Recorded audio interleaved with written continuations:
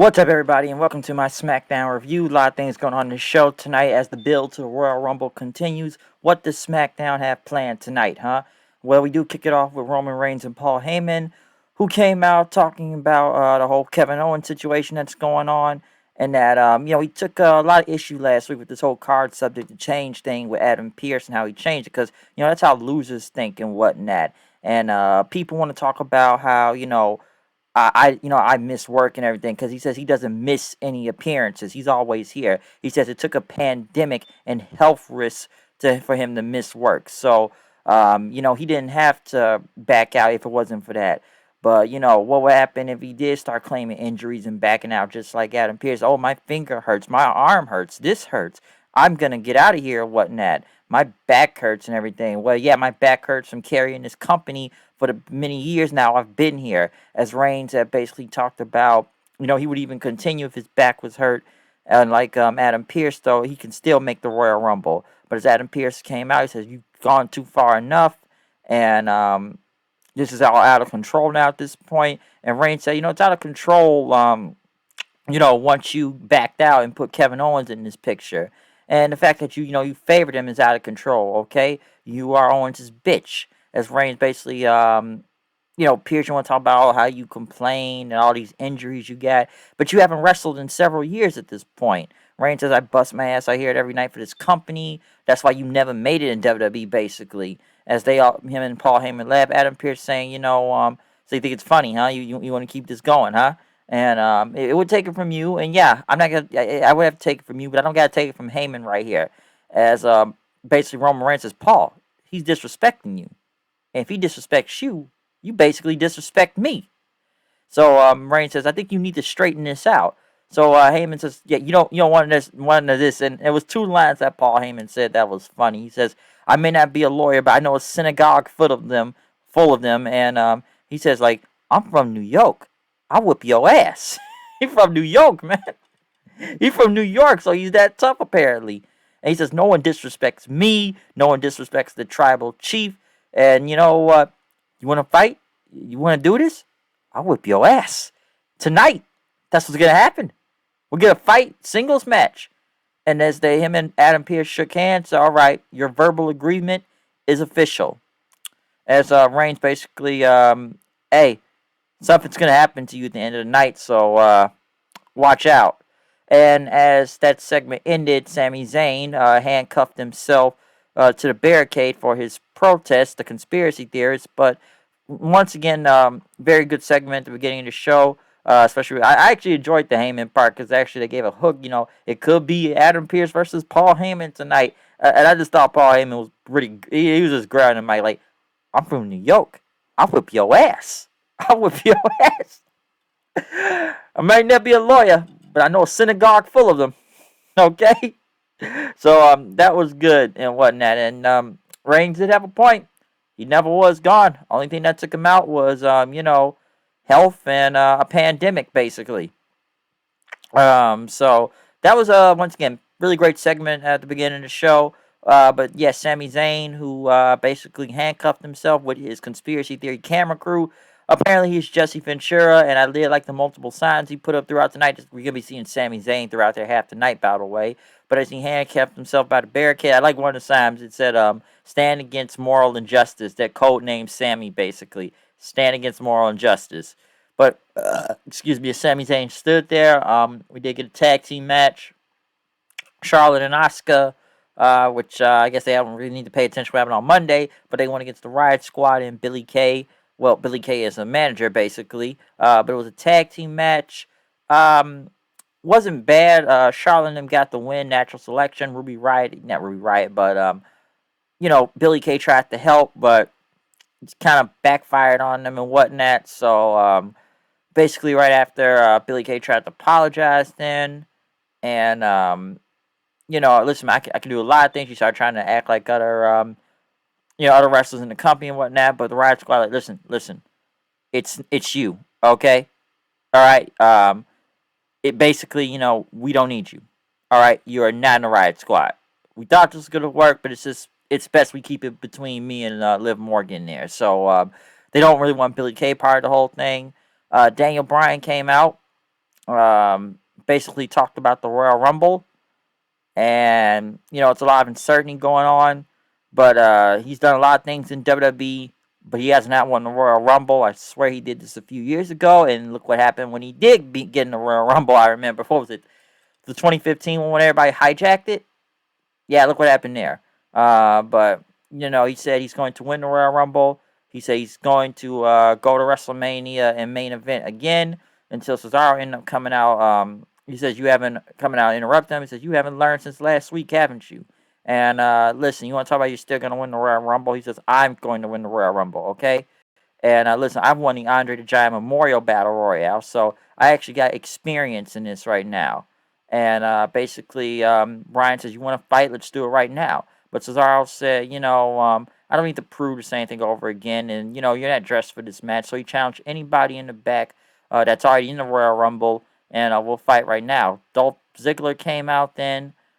Basically, so he's got the stamina and everything to go all night, and that him and Bobby Roode, the tag team champions and whatnot. But he says he's going to WrestleMania and he's going to get paid. So it's just kind of weird because it's a heel versus heel match between Cesaro and Ziggler. I did like the finish of it when Ziggler went for like the famous sir, and Cesaro caught him, basically transitioning into a um, transition to a neutralizer. So that was actually pretty cool at the end, but this doesn't make sense in a way because it's heel versus heel, and then Ziggler and them just win the tag team titles. So why are they already getting beat by Cesaro? I guess I'm giving Cesaro a singles push. I think that's happening right now, hopefully, but kind of strange to do a heel versus heel match. I like Brian on commentary though. Um, Next, Sasha Banks went against Reginald. Okay, let me say this. I know intergender matches are not everybody's cup of tea and whatnot, and I've been hearing rumors that they said WWE needs to push out more of that. I don't think that will work. We've seen in several places. I don't know if people even want to see that too. I don't know if the statement that what the SJW marks want to see it or they don't want to see it. I think they want to, but I'm not really sure. But let me say this: Reginald, the guy can flip.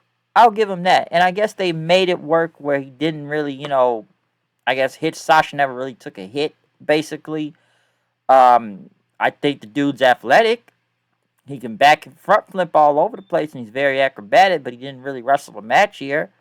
Um, yeah, Sasha got the win. She did hit some moves on the dude, but I don't know how to feel about this. Okay, I really don't. Like I say, intergender matches are not everybody's cup of tea. Like I say, even though they did their best to make sure this guy didn't even touch her, so he never really kind of knocked. He just kind of maneuvered and dodged over her most of the time until Sasha could get like any move on to him, like the Meteora and then the bank statement for the win. So very I don't know, man. Kind of strange when you think about it. But hey, man, the dude can flip his ass off. I'll give him that. Reginald there. Um, yeah, though. Next, Roman Reigns is in the back talking with Heyman then. And, he says, Heyman, brilliant, but I need you, you could tear people to shreds in the mic, but, um, I want you to tear him on the mic, not challenge him to a match. So you got to handle your business out there right now, okay? As Heyman looked very worried about coming out there then. Big E winning against Apollo Crews for the Intercontinental title, which this match didn't really go on that long since Sami Zayn ended up unhandcuffing himself and getting in the ring, basically hitting his haluva kick onto Crews for the match. And then, to DQ it. And then Big E taking him out too. Basically, he still wants his Intercontinental title back. I see triple threat match at the Royal Rumble. So watch out for that. I can see that happening. Kevin Owens was I guess, in his car delivering a promo, saying he wasn't allowed in the building, but he talked about the Royal Rumble, and he's tired of the games that's going on, but he wanted to talk about the tattoos he had. He's got of his wife, his kids, but there was one on his fist and whatnot on his fingers, basically talking about his grandfather's on there. And, he basically talked about them and how, it inspired him, and he wishes, his biggest regret is that they weren't there to see him make it to WWE and whatnot. But Owen says that they have both of them battled many illnesses, and they overcome it and just fought and kept fighting. And that it inspires him to keep fighting, and that he's going to be the last man standing at the Royal Rumble. So good promo from him. Street Profits, I guess, were buttering up to Sonya Deville, trying to get their rematch for the tag titles. But Sonya Deville, like, well, Montez, you still, you're still recovering from injury. If I let you go out there and do that, then it's gonna look bad for everybody. So, listen, all you gotta do is just keep doing your promos, little funny segments, and once Montez Ford's happy, you'll get your title shot back. As she took her, gift fruit basket and left. Um, Next, what was next here? Ah, yes, the obstacle course. All I can think about this obstacle course between Bayley and Bianca Belair is NXT Season 1. Or then again, not the old NXT from 10 years ago, but even, what was it, Bobby Lashley and Sami Zayn with that whole obstacle course.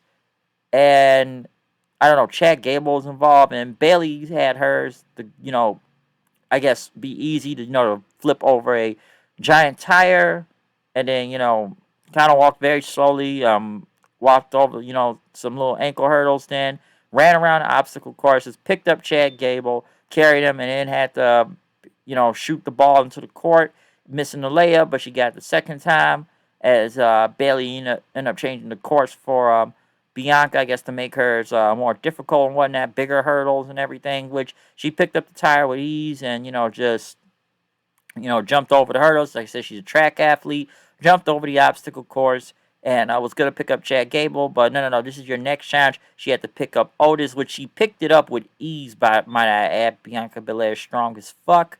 And then she ended up, dribbling the ball, had some time left, basically and one street balled Bayley, since Bayley cannot block, couldn't block the D and whatnot. She could not stick D, and she got her ankle broken to the ground, and Bianca ended up hitting the ball into the court. Yeah, and then Bayley ended up attacking Bianca right after this whole obstacle course. I will say this: I didn't really need to see this on the show. Some would say this is the sports entertainment part of it, and I would say, like I said, it looks like NXT from 10 years ago, the game show version of it. Okay, but the only thing I will say is that, hey, Bianca picked up Otis with ease because she's strong as fuck, so that's why. But I didn't really need to see this obstacle course on here against, Bianca and Edna Mode right there. That's Bayley. Okay, so yeah, I didn't really need to see that, but it happened. Rey Mysterio's in the back and Dominic giving him advice on what to do with Corbin. Basically, Corbin ended up beating him in 2 minutes. It's not much I can really say from this. Yeah, Corbin won, so it's kind of whatever. At least Dominic has wrestled. We haven't seen him wrestle once in a while. I could have swore Ray said he knew somebody last week that they was going to get Corbin, which we never saw. And I guess Corbin and his buddies this week, the Lights of the Lone Wolf with him out there. He took care of business himself. So still waiting to see who Ray is going to get to beat Corbin, which everybody's beating Corbin. So why does Ray need to go get somebody to do it? I don't know.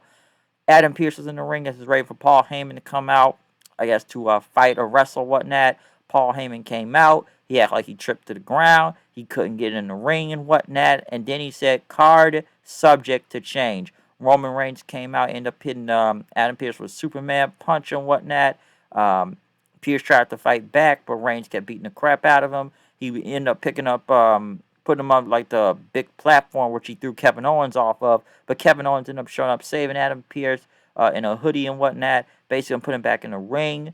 Ended up super kicking him, hit him with a stunner, knocked him to the outside of the ring, threw him into the barricade. A lot of producers and referees came out then, which he ended up hitting another stunner on him. Reigns tried to come back at him, but next thing you know, he ended up pop-up power bombing Roman through the announce table then, basically still yelling at him, says, you won't be able to stop me at the Royal Rumble. So that was the end of the show from there. I do not believe that Kevin Owens is still going to win, even though we've done this one too many times, I feel like, with Kevin Owens and Roman. But they have to make Kevin Owens look somewhat strong against Roman, since the guy's been getting his ass kicked by Roman and them almost a majority of the time. I'm surprised we didn't even see Jey Uso out there tonight for help also. But we'll see what happens at the Rumble coming up. But at least Kevin Owens got some type of offense on, Roman tonight. Overall, SmackDown was not bad as usual. I should say nowadays it's better than Raw.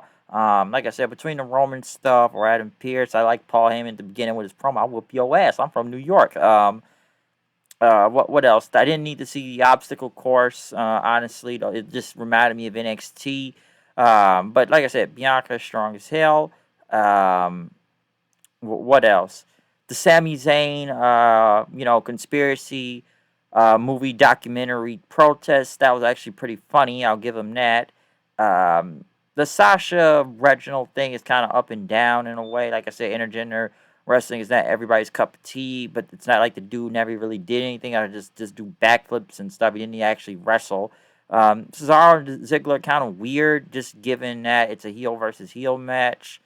Um, Women's tag match was okay. I'll give it that. So yeah, SmackDown wasn't that bad. It had its up and down parts. I'll give it that. So that's what I have to say about SmackDown. But other than that, comment, subscribe, follow me on Twitter at HoodNight90. Tell me what you think about SmackDown tonight. Did you like the show? Did you hate the show? Check out any other review that is uploaded online right now. And tell me what you think about guess this show tonight and whatnot. But other than that, I'm out of here. I'll see you guys later. Peace out.